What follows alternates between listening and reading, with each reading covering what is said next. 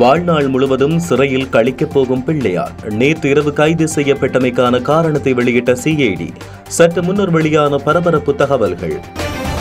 கொழும்பில் ஆர்ப்பாட்டக்காரர்களுடன் மோதிய வெளிநாட்டு பிரஜைகள் இஸ்ரேலுக்கு ஆதரவாக பேசியதால் பரபரப்பு. ஓடி வந்து அழைத்துச் சென்ற வாகன சாரதி. நல்லூருக்குள் புகுந்த கள்ளமணல் டிப்பர் பிரட்டிய சிறுவயது ஓட்டுநர். போலீசார் துரத்தி வந்ததால் யாழில் இன்று அதிகாலை இடம்பெற்ற சம்பவம். அரசு ஊழியர்களின் சம்பள அதிகரிப்பு தொடர்பில் வெளியான அறிவித்தல் ஏப்ரல் முதல் நடைமுறையாகிறதா? பெரும் அதிரடி முடிவுகளை எடுத்துக்கொண்டு நாடு திரும்பும் பசில். மகிந்தர்கள் அரசியலில் புதிய திருப்பம். நாமலின் கீழ் திரளும் பெரமுன அரசியல் புள்ளிகள். விரைவில் பதவி நீக்கப்பட போகும் தேசபந்து நிறைவேற்றப்பட்டது முன்மொழிவு. பாராளுமன்றத்தில் நேற்று எடுத்த முடிவு. புதிய ஊழல் தடுப்பு சட்டத்தின் கீழ் கைதான முதல் நபர் யார் தெரியுமா? அனுர அரசின் ராஜதந்திர கைது திட்டத்தில் சிக்கிய நல்லமா உறுப்பினர். எரிபொருள் நிரப்பு நிலைய வெடிப்பு சம்பவம் முழு திட்டமிடலா? 4 உயிரிழப்பில் பாரிய சந்தேகம் வெளியிட்ட போலீசார். அதிரடியாக ஆரம்பிக்கப்பட்ட விசாரணைகள். யாழ் வந்தடைந்த இந்தியாவின் தருமபுரம் ஆதீனம் ஏன் தெரியுமா? அதிரடியாக கைதான பிள்ளையார். மட்டக்களப்பில் வெடிகொளுத்தி கொண்டாட்டம். சொந்த மாவட்டத்திலேயே இவ்வளவு எதிர்ப்பா? வன்முறை சம்பவங்கள் தொடர்பில் அரசாங்கம் விசாரணை நடத்த வேண்டும். கோடீஸ்வரன் கோரிக்கை. துபாயின் பட்டத்து இளவரசர் திடீரென்று தமிழர் பகுதிக்கு விஜயம். பெட்ரோலியம் தொடர்பில் மோடியுடன் ரகசிய உடன்படிக்கையா? தமிழ் மக்கள் விடுதலை புலிகள் கட்சியின் தலைவரும் முன்னாள் அமைச்சருமான சிவனேசத்துறை சந்திரகாந்தன் பிள்ளையான் நேற்று திடீரென்று கைது செய்யப்பட்டமைக்கான காரணத்தை போலீசார் வெளியிட்டுள்ளனர். கிழக்கு மாகாண பல்கலைக்கழகத்தின் உபவேந்தரான பேராசிரியர் சிவசுப்பிரமணியம் ரவீந்திரநாத் கடத்தப்பட்டு காணாமலாக்கப்பட்டமை தொடர்பில் குற்றப்புலனாய்வு திணைக்களத்தால் முன்னெடுக்கப்படும் விசாரணைகளுக்கு அமைவாக போலீஸ் ஊடக பேச்சாளர் அலுவலகம் இதை தெரிவித்துள்ளது. மட்டக்களப்பில் உள்ள அவரின் கட்சி அலுவலகத்தில் வைத்து கைது செய்யப்பட்ட நிலையில் பிள்ளையான் தற்போது கொழும்புக்கு அழைத்து வரப்பட்டுள்ளார். ஈஸ்டர் குண்டு தாக்குதலோடு தொடர்பு படுத்திய பிள்ளையான் கைது செய்யப்பட்டுள்ளதாக சமூக வலைதளங்களில் நேற்று தகவல்கள் வெளியாகின. இந்நிலையில் பிள்ளையானின் காரணத்தை போலீஸ் ஊடக பிரிவு வெளியிட்டுள்ளது. இதேவேளை பிள்ளையான் கைது செய்யப்பட்டதை தொடர்ந்து விசாரணைகளில் குற்றத்தின் ஆதாரங்கள் சேகரிக்கப்பட்டு குற்றச்சாட்டு உறுதிப்படுத்தப்பட்டால் எதிர்காலத்தில் ஆயுள் தண்டனை வரையில் வழங்கப்படலாம் என நோக்குநர்கள் தெரிவிக்கின்றனர். கொழும்பில் அமெரிக்க தூதரகம் முன்பாக பலஸ்தீன ஆதரவு போராட்டத்தில் பரபரப்பை ஏற்படுத்திய வெளிநாட்டவர்கள் தொடர்பில் செய்திகள் வெளியாகியுள்ளன. கொழும்பில் அமெரிக்க தூதரகம் முன்பாக யுத்தத்தால் கொல்லப்படும் மக்களுக்கு நீதி வேண்டி ஆர்ப்பாட்டம் ஒன்று முன்னெடுக்கப்பட்டது. இந்த நேரத்தில் குறித்த பகுதிக்கு வந்த வெளிநாட்டு பிரஜைகள் இஸ்ரேலிய கொடுமைகளை நியாயப்படுத்தி பலஸ்தீன போராட்டத்தை திட்டி வாக்குவாதம் செய்ததால் குறித்த பகுதியில் பரபரப்பு ஏற்பட்டது. பின்னர் பிரஜையை மக்களின் எதிர்ப்பை அடுத்து போலீசார் வெளியேற்றினர். இவர்கள் இது ஒரு இஸ்ரேலியராக இருக்கலாம் என்றும் சந்தேகம் ஏற்பட்டதாக மக்கள் கூறினர். எனினும் இறுதியில் குறித்த நபர்களின் வாகன சாரதி ஓடி வந்து அவர்களை அழைத்து சென்றதாக தெரிவிக்கப்படுகிறது. இளைஞர்களின் ஆர்ப்பாட்டத்தை குழப்ப வெளிநாட்டு பிரஜைக்கு அனுமதி அளித்தது யார் என்றும் குறித்த பகுதியில் போராட்டத்தில் ஈடுபட்ட குழுவினர் போலீசாரிடம் கேள்வி எழுப்பினர். நல்லூரில் கள்ளமணல் ஏற்றிய டிப்பர் வண்டியை போலீசார் விரட்டிய சமயம் அதிவேகமாக ஓடித்தப்ப முயன்ற போது வீட்டின் மதிலை உடைத்துக் கொண்டு புரண்ட சம்பவம் யாழ்ப்பாணத்தில் பதிவாகியுள்ளது. யாழ்ப்பாணம் நல்லூர் பகுதியில் குறித்த சம்பவம் இடம்பெற்றுள்ளது. அத்துடன் குறித்த டிப்பரின் சாரதி உடனடியாக கைது செய்யப்பட்டார். தனியாரின் வீட்டு மதில் குறித்த சம்பவத்தால் பாதிக்கப்பட்டுள்ளது. இன்று அதிகாலை இடம்பெற்ற இந்த சம்பவம் தொடர்பில் போலீசார் மேலதிக விசாரணைகளை மேற்கொண்டு வருகின்றனர். அரசு ஊழியர்களின் அதிகரிக்கப்பட்ட ஏப்ரல் மாத வேதனத்தை நாளை மறுதினம் வழங்க வேண்டும் என சம்பந்தப்பட்ட அமைச்சின் செயலாளர்கள் மற்றும் நிறுவன தலைவர்களுக்கு பொது நிர்வாகம் மற்றும் உள்நாட்டு அலுவல்கள் அமைச்சு அறிவித்துள்ளது.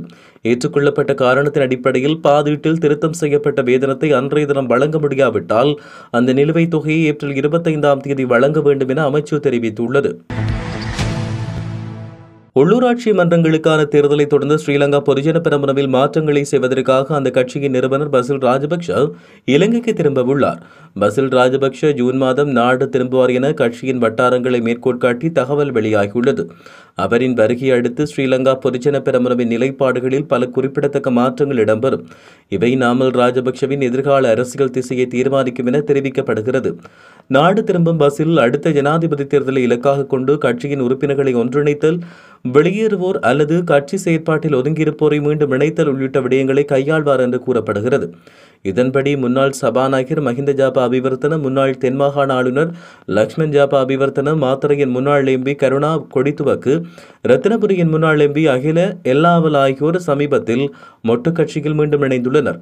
இதே சமயம் பஸ்ஸில் நாடு திரும்பியதும் சர்வஜன பழைய கட்சியுடன் இணைந்த குழு ஒன்றும் மீண்டும் பெரமுனவில் இணையும் என கூறப்படுகிறது. இடைநிறுத்தப்பட்ட காவல்துறை அதிபர் தேசப்பந்து தென்னகோனை பதவியிலிருந்து நீக்குவதற்கான விசாரணை குழுவை நியமிக்கும் பிரேரணை நிறைவேற்றப்பட்டுள்ளது. குறித்த பிரேரணை இன்று நாடாளுமன்றில் நிறைவேற்றப்பட்டது. இந்த பிரேரணையை தேசிய மக்கள் சக்தி நாடாளுமன்ற உறுப்பினர் லக்மாலிக் கேமச்சந்திர சமர்ப்பித்தார். அதன்படி நாடாளுமன்றில் நடைபெற்ற வாக்கெடுப்பில் இந்த பிரேரணை ஒருமனதாக நிறைவேற்றப்பட்டது. நாடாளுமன்றத்தில் தன்னுடைய கருத்துக்களை வெளிப்படுத்திய நாடாளுமன்ற உறுப்பினர் கேமச்சந்திர தவறான நடத்தை மற்றும் கடுமையான பதவி துஷ்பிரயோகத்துக்காக அவரை பதவியிலிருந்து நீக்க ஒரு விசாரணை குழு நியமிக்கப்பட வேண்டும் என முன்மொழிந்தார். லஞ்ச வழக்கில் கைதாகி பிணையில் விடுதலையான பதுளை மாவட்ட நாடாளுமன்ற உறுப்பினர் சாமரசம்ப தசாநாயக்க புதிதாக அறிமுகப்படுத்தப்பட்ட ஊழல் தடுப்புச் சட்டத்தின் கீழ் கைது செய்யப்பட்ட முதல் நபர் தான் என்று தெரிவித்தார். இன்று நாடாளுமன்றில் உரையாற்றிய நாடாளுமன்ற உறுப்பினர் தசாநாயக்க முந்தைய அரசாங்கத்தின் ஆளும் கட்சியில் இருந்தபோது இந்த சட்டத்திற்கு ஆதரவாக வாக்களித்தவர்களில் தானும் ஒருவர் என்றும் கூறினார். நான் அந்த பக்கத்தில் இருந்தபோது இந்த சட்டத்துக்கு ஆதரவாக வாக்களித்தேன். புதிய சட்டத்தின் கீழ் வழக்குகள் பதிவு செய்யப்பட்ட முதல் நபர் நான் தான். என் மீது தனித்தனியாக 3 வழக்குகள் பதிவு செய்யப்பட்டன. 2016 ஒரு புகார் பதிவு செய்யப்பட்டது. 2019 நான் ஒரு வாக்குமூலத்தை பதிவு செய்தேன். அப்போது எந்த வழக்கும் இல்லை என்று எனக்கு தெரிவிக்கப்பட்டது. ஆனால் மார்ச் 27, 2025 அன்று நான் ஒரு வாக்குமூலத்தை பதிவு செய்து கொண்டிருந்த போது நான் கைது செய்யப்பட்டதாக செய்திகள் வெளியாகின. அறிக்கை அளிக்கும் போது நான் கைது செய்யப்பட்டதாக எனக்கு தெரியாது என்று அவர் கூறினார். 2 வழக்குகளில் பிணை வழங்கப்பட்ட போதிலும் ஒரு வழக்கில் தான் விளக்கமறியலில் வைக்க முயற்சிகள் மேற்கொள்ளப்பட்டதாகவும் பதுளையில் விளக்கமறியலில் வைக்கப்பட்டிருந்த போது கொழும்பில் தனக்கு பிணை வழங்கப்பட்டதாகவும் எம்பி தசாநாயக்க கூறினார். கடந்த சில நாட்களில் எனது வழக்குகள் கையாளப்பட்டதைப் போலவே நிலுவையில் உள்ள 4000 வழக்குகளையும் நடத்துமாறு அதிகாரிகளுக்கு நான் அறிவுறுத்துகிறேன் என அவர் தெரிவித்தார். நேற்றிரவு குருநாகல் கொழும்பு பிரதான வீதியில் அமைந்துள்ள வெகர பகுதியில் உள்ள IOC எரிபொருள் நிரப்பு நிலையத்தில் ஒரு தனியார் தொழிற்சாலைக்கு சொந்தமான லொரி ஒன்று எரிவாயு சிலிண்டர்களை ஏற்றிக் கொண்டு வந்தது. இரவு 11:30 மணியளவில் லொரியில் உள்ள சிலிண்டர்களுக்கு எரிபொருள் நிரப்பு நிலையத்தின் தாங்கியில் இருந்து எரிவாயு நிரப்பப்பட்டுக் கொண்டிருந்த போது திடீரென்று வெடிப்பொன்று ஏற்பட்டு அதைத் தொடர்ந்து பெரும் தீப்பற்றி எரிய தொடங்கியது. இதனால் 4 பேர் உயிரிழந்தனர். மேலும் இந்த திடீர் தீ விபத்தில் மற்றொரு 4 பேர் படுகாயமடைந்து குருநாகல் போதனா வைத்தியசாலையில் அனுமதிக்கப்பட்டனர். பாதிக்கப்பட்டவர்களில் எரிபொருள் நிரப்பு நிலையத்தில் இருந்த முச்சக்கர வண்டி ஓட்டுநர் ஒருவர் என்றும் தெரிய வந்துள்ளது. விபத்தை தொடர்ந்து தீயை அணைப்பதற்காக குருநாகல் மாநகர சபையின் தீயணைப்பு வாகனங்கள் உடனடியாக சம்பவ இடத்துக்கு கொண்டுவரப்பட்ட நிலையில் போலீஸ் அதிகாரிகளும் மீட்பு நடவடிக்கைகளுக்கு உதவியதாக தெரிவிக்கப்பட்டது. இருப்பினும் அதிகாலை 3 மணியளவில் தீயை முழுமையாக கட்டுப்படுத்த முடிந்தது. இந்த விபத்தில் லொரியின் சாரதி, அவரின் உதவியாளர், எரிபொருள் நிரப்பு நிலைய ஊழியர் ஒருவர் மற்றும் நிரப்பு நிலைய முகாமையாளர் உயிரிழந்தனர். அவர்களின் உடல்கள் மிகவும் தீயில் எரிந்த நிலையில் காணப்பட்டன. சில உடல் பாகங்கள் சம்பவ இடத்தை சுற்றிய பகுதிகளில் சிதறிய நிலையில் காணப்பட்டது. எரிபொருள் நிரப்பு நிலையத்தில் வீட்டு உபயோகத்துக்கான எரிவாயு சிலிண்டர்கள் விற்பனைக்காக வைக்கப்பட்டதோடு வாகனங்களுக்கு பயன்படுத்தப்படும் எரிவாயு பெரிய அளவிலான தாங்கியில் சேமிக்கப்பட்டது. வெடிப்பின் போது ஒரு எரிவாயு சிலிண்டர் அருகில் உள்ள வீடொன்றின் மீது விழுந்து அந்த வீட்டுக்கு சேதம் ஏற்பட்டது. மேலும் எரிபொருள் நிரப்பு நிலையத்தில் எரிபொருள் விநியோகிக்கும் பம்புகளும் சேதமடைந்துள்ளன. உயிரிழந்தவர்களின் உடல்கள் சம்பவ இடத்தில் போலீஸ் பாதுகாப்பின் கீழ் வைக்கப்பட்ட நிலையில் இன்று காலை நீதவான் மற்றும் அரச ரசாயன பகுப்பாய்வாளர் ஆகியோரால் பரிசோதனைகள் மேற்கொள்ளப்பட்டன. வெடிப்புக்கு காரணம் எரிவாயு கசிவா? அப்படியென்றால் அது எவ்வாறு ஏற்பட்டது? இதுபோன்ற எரிபொருள் நிரப்பு நிலையத்தில் பாதுகாப்பற்ற முறையில் எரிவாயு நிரப்பப்பட்டது எவ்வாறு? இதற்கு சட்டப்படியான அனுமதி இருந்ததா? போன்ற பல கேள்விகள் தற்போது முன்வைக்கப்பட்டுள்ளன. ரசாயன பகுப்பாய்வு அறிக்கை கிடைக்கும் வரை இது தொடர்பான மேலதிக விசாரணைகள் முன்னெடுக்கப்படும் என போலீசார் தெரிவித்தனர். வரலாற்று பிரசித்தி பெற்ற மாவட்டபுரம் கந்தசாமி ஆலயத்தின் மகா கும்பாபிஷேக பெருவிழாவில் கலந்து கொள்வதற்காக இந்தியாவின் தருமபுரம் ஆதீனம் இன்று பலாலி விமான நிலையமுடாக யாழ்ப்பாணம் வந்தடைந்தார். யாழ்ப்பாணம் வந்த தருமபுரம் ஆதீனம் ஸ்ரீலஸ்ரீ 27வது குருமகா சன்னிதானம் மாசிலாமணி தேசிக ஞான சம்பந்த பரமாச்சாரிய சுவாமிக்கு விமான நிலையத்தில் மகத்தான வரவேற்பு அளிக்கப்பட்டது.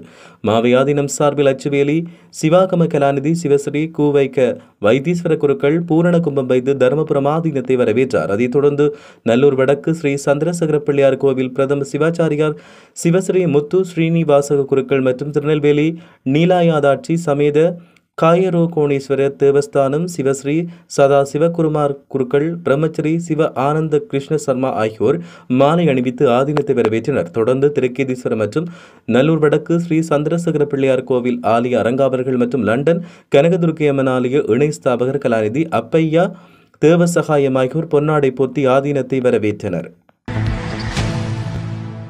முன்னாள் ராஜாங்க அமைச்சர் பிள்ளையான் எனப்படும் சிவனேசத்துறை சந்திரகாந்தன் கைது செய்யப்பட்டமைக்கு மகிழ்ச்சி தெரிவிக்கும் வகையில் மட்டக்களப்பில் பட்டாசு கொளுத்தி கொண்டாடப்பட்டுள்ளது.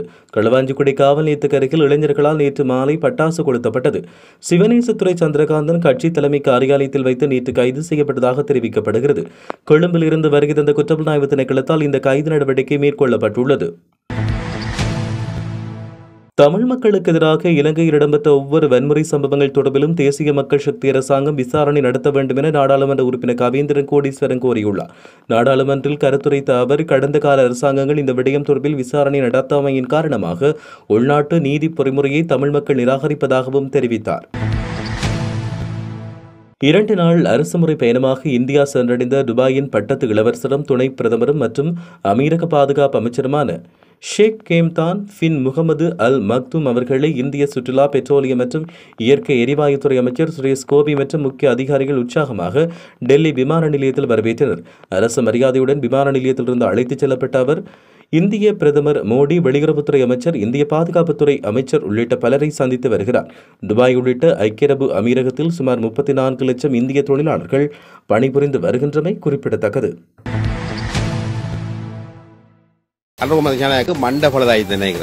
வாழ்நாள் முழுவதும் சிறையில் கழிக்கப் போகும் பிள்ளையார் நேற்று இரவு கைது செய்யப்பட்டமைக்கான காரணத்தை வெளியிட்ட சிஐடி. சற்று முன்னர் வெளியான பரபரப்பு தகவல்கள். கொழும்பில் ஆர்ப்பாட்டக்காரர்களுடன் மோதிய வெளிநாட்டு பிரஜைகள். இஸ்ரேலுக்கு ஆதரவாக பேசியதால் பரபரப்பு. ஓடி வந்து அழைத்துச் சென்ற வாகன சாரதி. நல்லூருக்குள் புகுந்த கள்ளமணல் டிப்பர் பிரட்டிய சிறுவயது ஓட்டுநர். போலீசார் துரத்தி வந்ததால் யாழில் இன்று அதிகாலை இடம்பெற்ற சம்பவம். அரசு ஊழியர்களின் சம்பள அதிகரிப்பு தொடர்பில் வெளியான அறிவித்தல் ஏப்ரல் முதல் நடைமுறையாகிறதா? பெரும் அதிரடி முடிவுகளை எடுத்துக்கொண்டு நாடு திரும்பும் பசில். மஹிந்தர்கள் அரசியலில் புதிய திருப்பம். நாமலின் கீழ் திரளும் பெரமுன அரசியல் புள்ளிகள். விரைவில் பதவி நீக்கப்பட போகும் தேசபந்து நிறைவேற்றப்பட்டது முன்மொழிவு. பாராளுமன்றத்தில் நேற்று எடுத்த முடிவு. புதிய ஊழல் தடுப்பு சட்டத்தின் கீழ் கைதான முதல் நபர் யார் தெரியுமா? அனுர அரசின் ராஜதந்திர கைது திட்டத்தில் சிக்கிய நல்லமா உறுப்பினர்.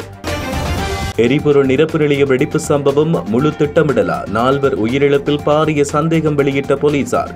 அதிரடியாக ஆரம்பிக்கப்பட்ட விசாரணைகள். யாழ் வந்தடைந்த இந்தியாவின் தருமபுரம் ஆதீனம் ஏன் தெரியுமா?